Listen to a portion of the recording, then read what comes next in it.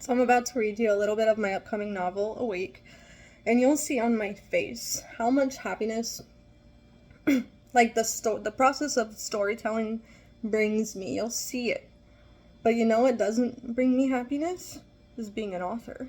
And you know why I write? It's ironic. I think it's so ironic. I write because I have fucking issues. And you know what stresses me out is promoting my work. Because not only do I like hate people and social media and like people's fucking need for validation on social media. Not only do I hate those, what else do I hate? I don't know where I was going with that, but anyway, it's like my books are fucking weird, right? And to have to promote them, like, I don't feel embarrassed, I don't feel ashamed, but I feel like people want me to feel embarrassed or ashamed by, like, the content that I write, and especially, like, people who know me in real life. But the thing is, like, I can say, like, I don't give a fuck what people think, but the thing is, I'm not, like, a free agent, man. I'm like, someone's wife and mom, right?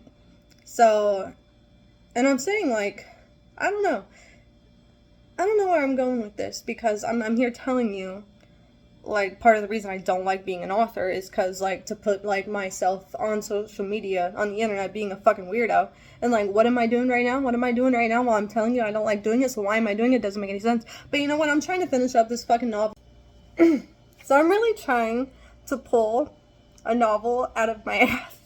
I would have liked to have published it by the fall equinox, but I really don't think I'm gonna make it by then. The book is pretty much finished, it just needs a little bit of editing. But anyway, like, I've been going through shit, you know, and my brain is broken, and I'm having a hard time finishing this book, even though I think it's my best fucking work. I love it. And it's my best work, like, conceptually, it's my best work on multiple levels. But I'm having a really hard time, like, finishing it. Because, like, when I open my Word document, when I open this document, like, I just want to scream or I just want to stare blankly into space. And you know what? Writing is a coping mechanism for me, right? But being an author kind of has taken something I do for therapeutic reasons, and it has, like, it's made it into something that really, like, stresses me out and, like, fucks with me. Like, I don't even know why or how to explain it. Like, I published a book in July, and my author copy came in the mail, and I never even opened up the package. I still haven't opened up the goddamn package. Here it is. I still haven't opened it, and I'm not gonna open it yet because I physically, like, not physically, like, mentally, I can't fucking handle it. But I want to finish this book, okay? I really want to finish this book, Awake, and publish it, and I found that recording myself writing has helped me, like, with the motivation to go on. Like, go on with this story, not the motivation to, like, go on in life. And, you know, I'm not talking about, like, killing myself or anything. Okay, so, I skipped the part. This is Awake. Okay, we're in chapter 3.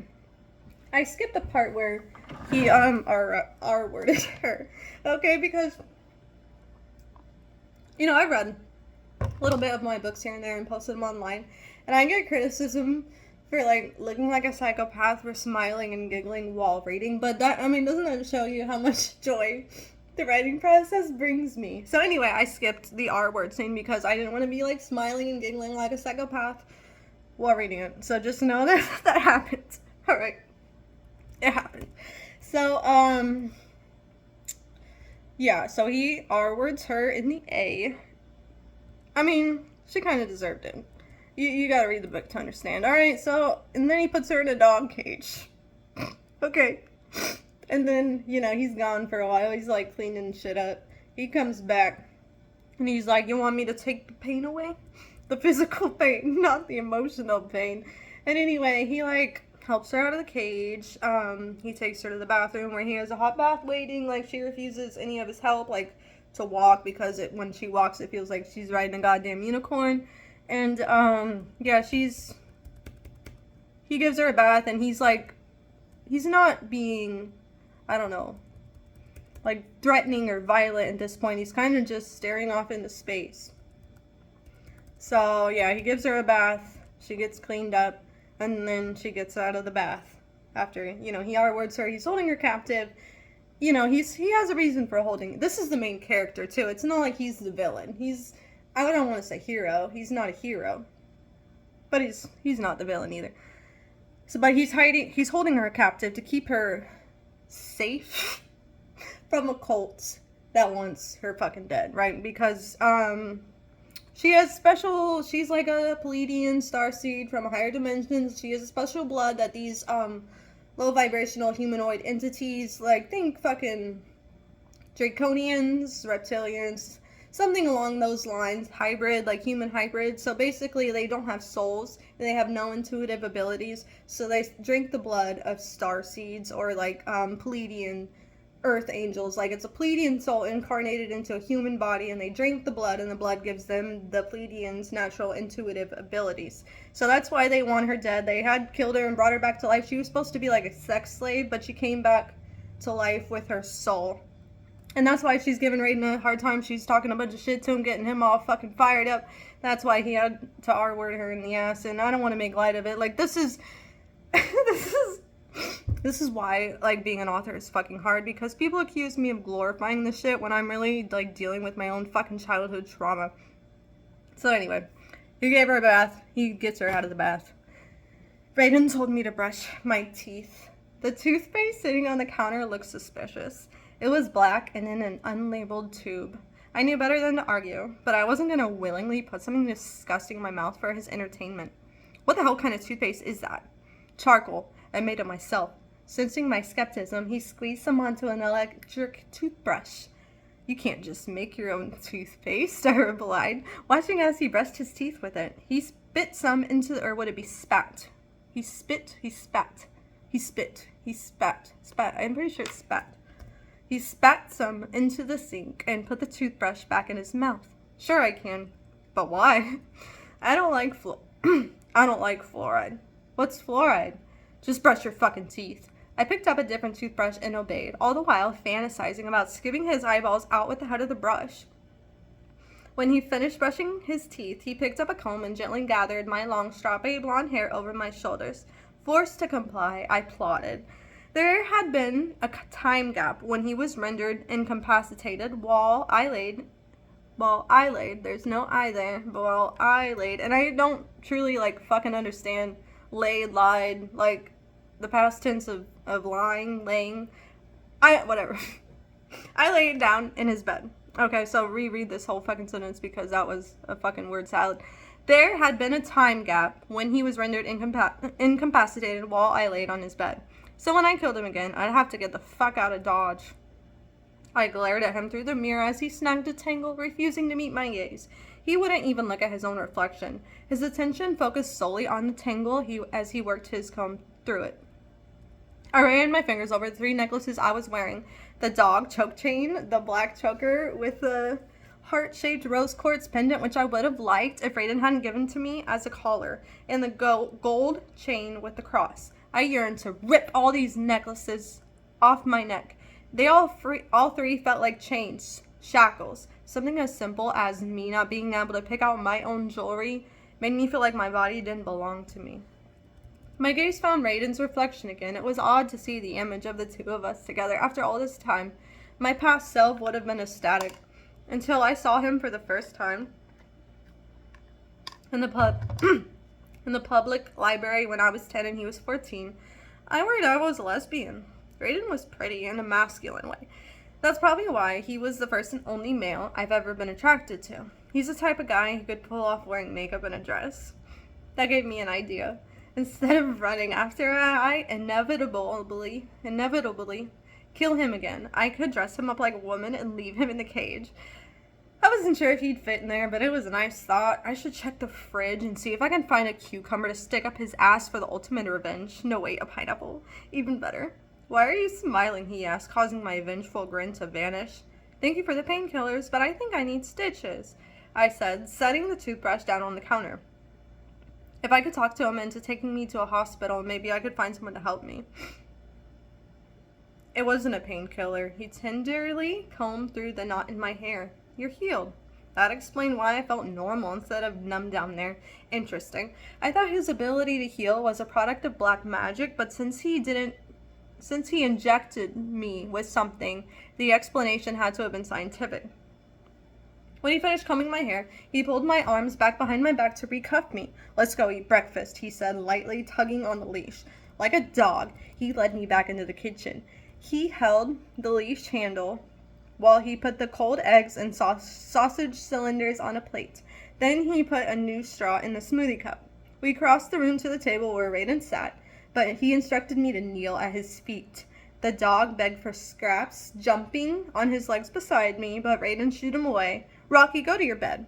The damn dog had a bed and all I had was a cage. You forgot utensils, I told him. Utensils can be used as weapons, he said. Can I at least eat with my own hands? Your hands will remain bound until I trust you. I snorted at the unlikelihood of either of us trusting each other ever again. The freak was totally getting off on having me in such a humiliating position. I would have been unsettled if this were some fucked up roleplay. He said before he didn't want to be kinky with me. Supposedly he fucked my ass as a display of dominance and not because he enjoyed it. Taking someone like that against their will causes more than physical pain. The humiliation, the dehumanization hurts more. He pretended he wasn't sexually attracted to me, thinking I gave him the upper hand. There was an opportunity here to use his desire against him. Unfortunately, that would require me to embrace my own sexuality. That part of me was non-existent. My sexuality, I guess my more feminine energy in general, it was tied to her, Willa, the part of me that was gone. Right, so that's a big point in the story with why Raiden's so fucking pissed off at Mina. Wilhelmina, it's one fucking person with two personalities, and no, she doesn't have DID. Alright, basically, she's been, R-worded and, overdosed on drugs. And that okay, when you get, essayed, your soul detaches from the body and it goes someplace else. That's kind of what this is about. So the Mina part, she got R-worded. Then she overdosed on drugs right after, to kill herself. Or maybe it wasn't intentional, I don't know. But anyway, yeah, her soul went somewhere else and it got trapped there in it's like a artificial hell dimension, but it's not, it's really a computer program. It's really complicated, okay? So her soul went off there, it got trapped there.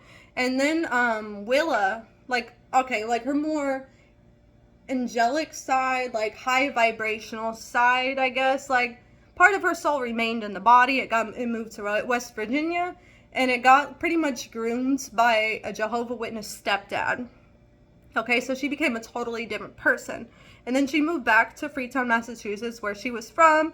She saw Raiden, who she used to mess around with when she was 13 and he was 17, but she lied about her age, okay? But that was when before she lost half her soul, and now she's a completely different person with amnesia.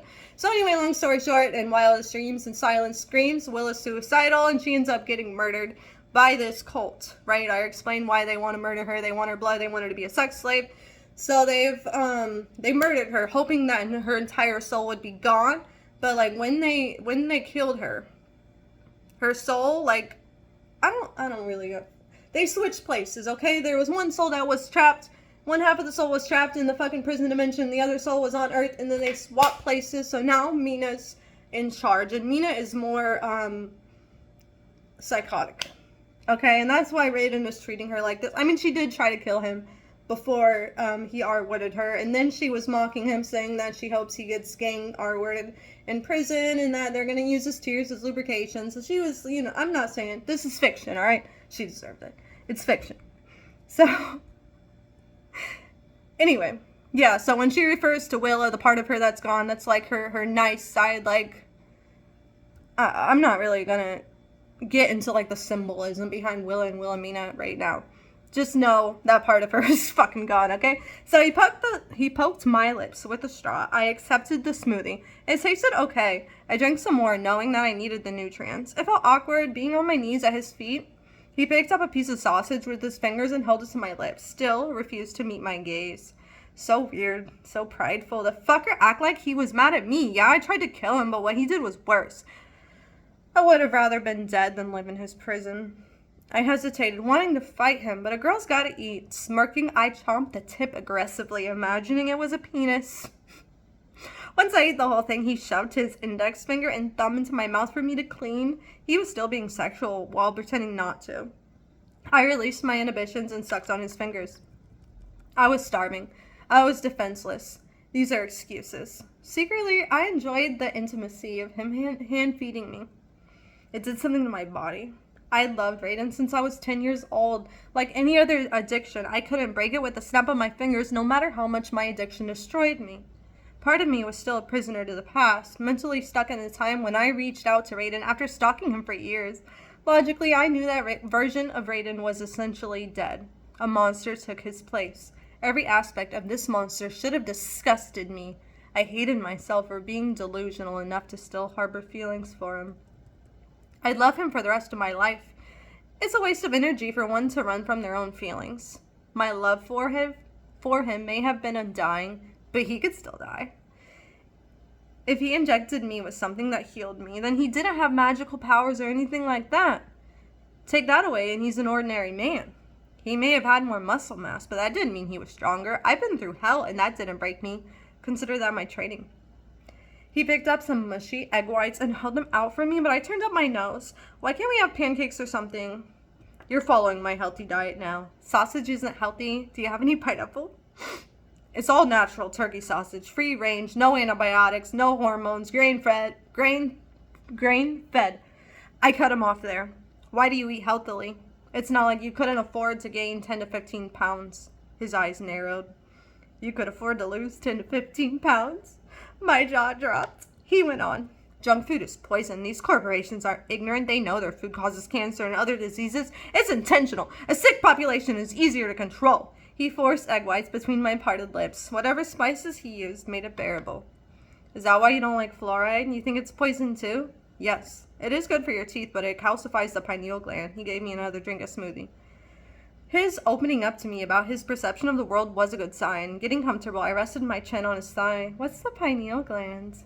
With a stoic look on his face and the way he spoke like he was reading out of a textbook, I would have thought he was a cyborg if I hadn't already cut him open and watched him bleed. It's a part of the brain that produces melatonin and serotonin. Some cultures consider it the third eye. That's interesting. Can you tell me more about the third eye? His posture stiffened. I'd rather not. By the time I finished the second piece of sausage and licked all the juice off his fingers, I noticed the tent in his joggers. Such a bulge should have terrified me now that I knew what it was capable of. Instead, I was proud of myself for having that effect on him. While he was distracted getting me another bite, I stole a glance at his erection, and he caught me. Do you wax your eyebrows now? I asked to throw him off my trail. I pluck, he answered after a second. I liked your unibrow. It made you look like a young Tom Cruise. He huffed. It was barely a unibrow. Exactly, so I pluck it. He placed some eggs in my mouth, and his dog started howling. Raiden rose to his feet when the doorbell chimed. Get back in your cage. Fuck you, I said reflexively. That's not my cage. That's a cage that you... He forced me in headfirst anyway and spanked my ass over my dress for fighting. Don't make a sound or I'll kill who's ever at the door, he warned, locking the cage. Can I watch? I asked, looking over my shoulder at him. His brows scrunched together in a mannerism that begged the question, what the fuck is wrong with you? It may have been because the expression reminded me of his father, who, by the way, scene break real quick, she was in hell, in this prison dimension, artificial prison dimension, with his father, right? Because everyone who gets killed by this cult, it's like based on the Illuminati. It's like Illuminati fan fiction, you feel me? So everyone who's killed by this cult in this region of Freetown, Massachusetts, they all go to the same artificial hellscape, right? So she was in there, Mina was in there with Raiden's dad. All right, just so you know. And then now Will is in there with Raiden's dad. Yeah. Okay, so where am I? Can I watch? Yeah. It may have been the expression reminded me of his father, or the fact that the man holding me captive was looking at me like I was crazy. Or all things considered, I'd lost the remainder of my sanity. But his expression made me giggle. As soon as I heard the chuckle bubble out of my lips, a sense of shame washed over me. Adult Raiden. I had to mentally separate who he was now from the boy I once loved. Embodied everything I sought to destroy. Controlling, power, gluttonous, predatorial men. He didn't deserve my laughter or my tears. The only thing I owed him was my wrath. I fucking love Mina. Toughen the fuck up, bitch, I reminded myself in a whisper before slamming my head against the side of the dog cage, a penance for my display of weakness. Chapter 4, Taxman, once again narrated by Mina. Kicking the cage and screaming for help felt unappealing. I didn't need to pull someone else into our chaos. I could take care of Raiden myself. A little more time with him wouldn't kill me, I told myself. Deep down, I wanted more time. Although I wouldn't have dared to admit it to myself at the time, I still clung to the hope that I could get through to him. So I wouldn't have to stick him in the heart or whatever the fuck it would take to kill him. Oh yeah, did I tell? She tried to kill him. Yeah, she like fucking killed him. She didn't just try to kill him. She murdered him. He came back to life, right? Because I told you he's some kind of human draconian hybrid. And this isn't revealed that he's like draconian or reptilian. Like you don't know exactly what he's mixed with. You might not even know that he's a paranormal entity at this point, that he's like a hybrid. Well, technically he's hybrid. He doesn't shapeshift or anything, but I'm pretty sure the reader at this point is in the dark of like why he has healing abilities at this point. He did, I mean, in the last book, Silent Screams, they did a ritual on him where he pretty much sold his soul to this cult so that he could bring Willa back to life. So he sold his soul to his mother's cult. So now he has like more abilities, like he really just healing abilities, and then he steals Mina's natural intuitive abilities by drinking her blood. But it may not be evident at this point in the book, so I don't know why I'm like info dumping all that shit on you right now. So anyway,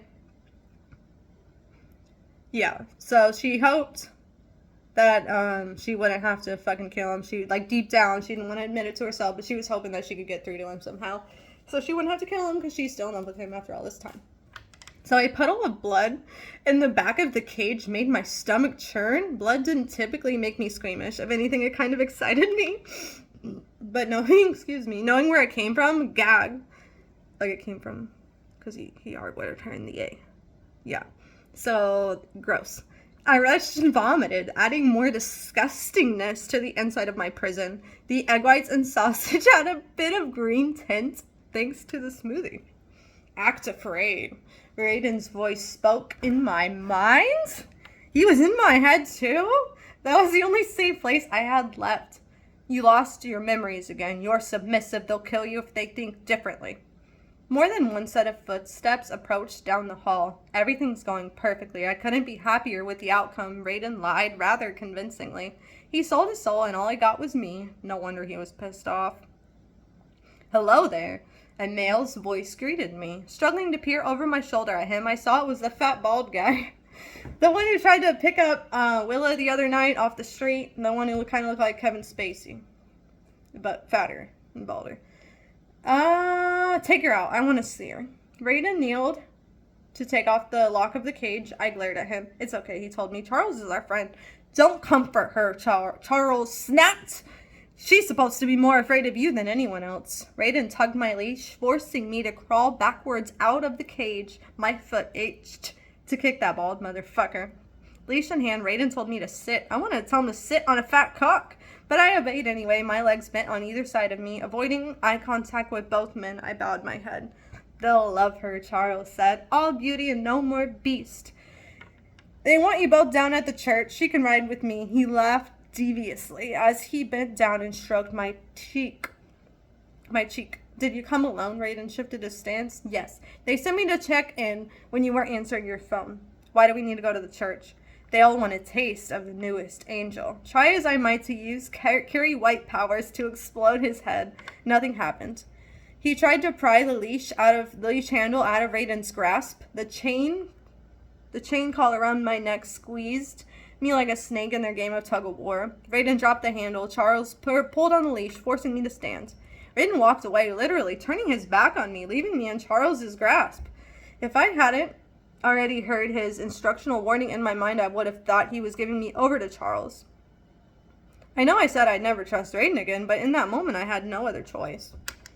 Charles reeled me in, hand over hand with a leash. He pressed his body against mine and reached behind me, cupping my ass cheeks in both hands.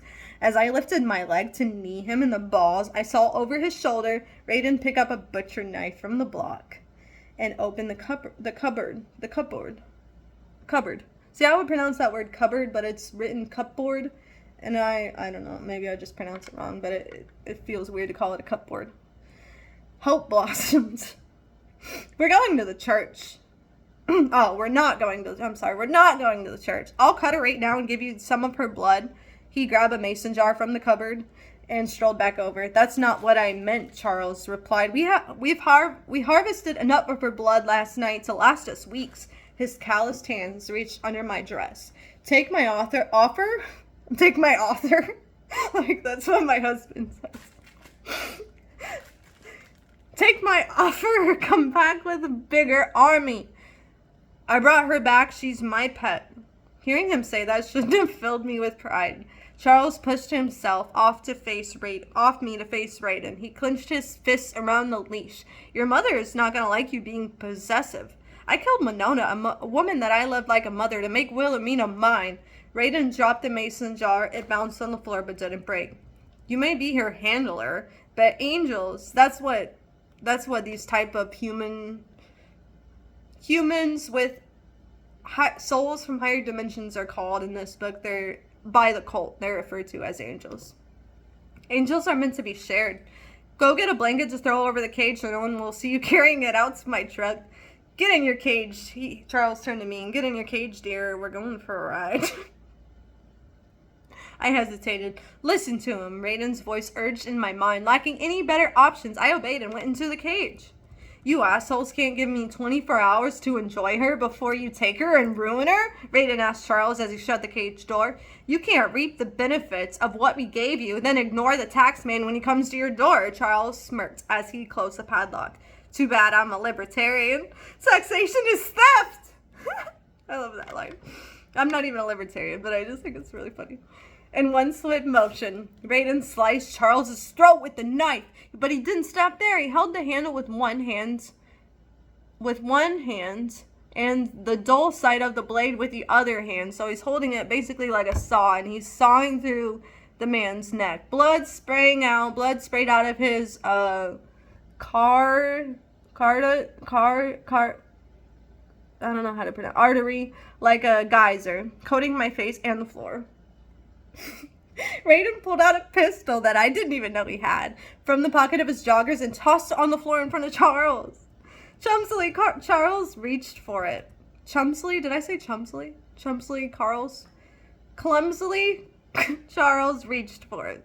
Raiden laughed at his pathetic attempt. "Go on and pick it up," he encouraged Charles through his joggers. Being under the table, I had a minimal view of Raiden. His perfect white teeth, and he grinned sadistically, were at my eye level. As he grinned, see, we're editing. We're at my eye level. Raiden playfully slapped Charles's cheek. "Get the gun, bitch. Shoot me." Our uninvited guest's screams turned into gurgling as he choked on his blood. Raiden mounted his back. Charles's eyes were bloodshot and bulging out of his skull. I could see the veins in his forehead throbbing. Rocky's nails, the dog, clicked against the floor as he circled around them, howling, his tail wagging like it was playtime. Raiden twisted the knife in both hands until he decapitated Charles's head. But I feel like that's implied with the word decapitation, so we're just going to say decapitated Charles, which bounced on the floor and rolled in front of the cage. His eyes and mouth were still open in a silent scream. Raiden stood up, covered in blood, panting, holding the knife down at his side. From under the table, I can only see him from the waist down. "And they say romance is dead," I said. My shy, lonely, mysterious boy grew up to be a killer. He killed in my honor. An odd courtship ritual, I'll admit. Men usually get women flowers. I never understood that. Why would I want to watch flowers slowly die when I can watch my enemies die instead? He snapped at the waist, meeting my eye. "I didn't do it to protect you. The body you're in is mine. He had no right to touch it." "Dude, this is the body I was born in. It's mine too." "No, you're a demon that I intend to exorcise." "No, I'm the girl you talked to on the phone till 5 in the morning. I'm the girl you confessed your love to after only knowing a couple hours." He arched a dark brow. "And where were you when you were gone all these years?" "Hell." His eyes narrowed. "Exactly. Don't get comfortable because you're going back. It wasn't real hell, though. It wasn't like the biblical hell. I think it's a simulation." He stalked out of the room, leaving me in a staring contest with Charles's decapitated head. Now we have a page. Well, not a page, like asterisks. So a scene break, I guess. He's not gonna fit, I said when Raiden returned carrying a plastic tote. The container was big enough to stuff my body inside, so maybe I should have kept my mouth shut. Don't talk to me. Distancing himself from the pool of blood, Raiden opened the tote, lifted it upside down. Granola bars, boxes of rice, and cereal, toilet paper, and packages of dry food rained onto the floor. Raiden crossed the room with the tote and sat it next to Charles, struggling to lift the dead body, only to find out that I was right. If he cut off the arms and legs, maybe the corpse would fit. You don't have a fence. Pull your car around back. I skipped the I told you so. Raiden was still and quiet for a couple of seconds before searching Charles's pockets. Satisfied with the keychain that he pulled out, he left the room again. As soon as Raiden's back turned, I heard slap, slap, slap, slap. I looked over to find his dog lapping up Charles's blood. Painstakingly, I assumed. Raiden took my advice. He was gone for a while before re-entering the house through the back door. He squatted down before the cage, the soles of his black sneakers bathed in blood. I'm letting you out and uncuffing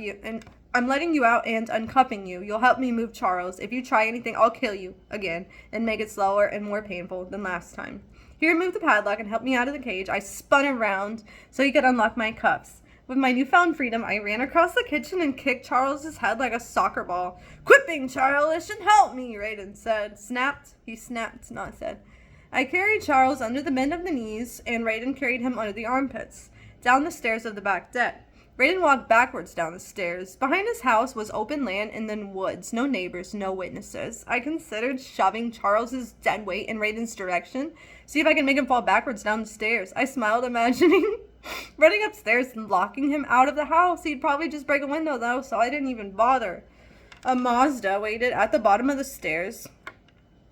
Trunk already popped open.